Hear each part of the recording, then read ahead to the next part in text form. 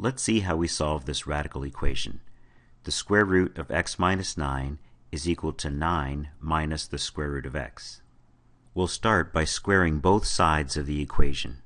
When we do that, the left side of the equation just becomes x minus 9 because the square and the square root cancel each other out.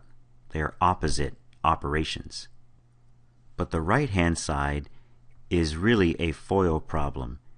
It's the binomial 9 minus the square root of x times itself. So this is going to require a full FOIL. 9 times 9 gives us 81. 9 times negative square root of x is a negative 9 square root of x. For the inners, I have negative square root of x times 9, which is also a negative 9 square root of x. And when I do the lasts, I have a negative times a negative, which is a positive, and I have square root of x times itself. Well, that just becomes an x. It's really x squared inside the square root, which are opposite operations. So let's clean up the right-hand side of this equation right now. These two terms here in the middle are alike, and I can add them together, which gives me 81 minus 18 square root of x plus x. Let's see, x is what I want to get all by itself.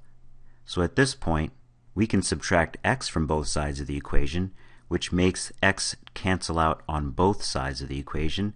And while we're at it, we can subtract 81 from both sides of the equation.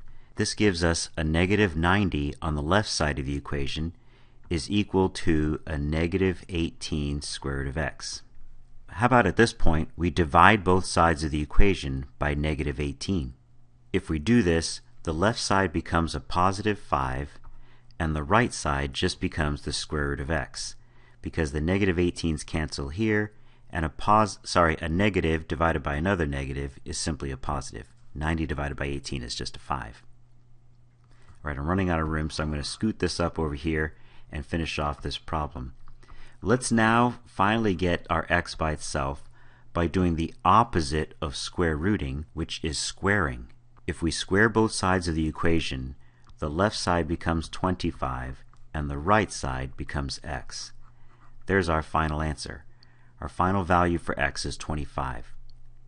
It's always a really good idea to make sure that the answer that you have, or answers that you have, really do solve the equation.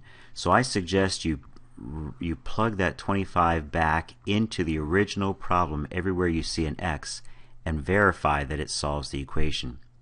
25 minus 9 does give us a 16 inside of a square root, which we all know is a 4.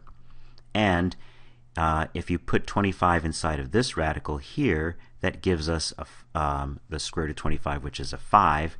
So we're left with 9 minus 5 on the right side, which is also a 4. So yes, 25 is our final answer, which solves this equation.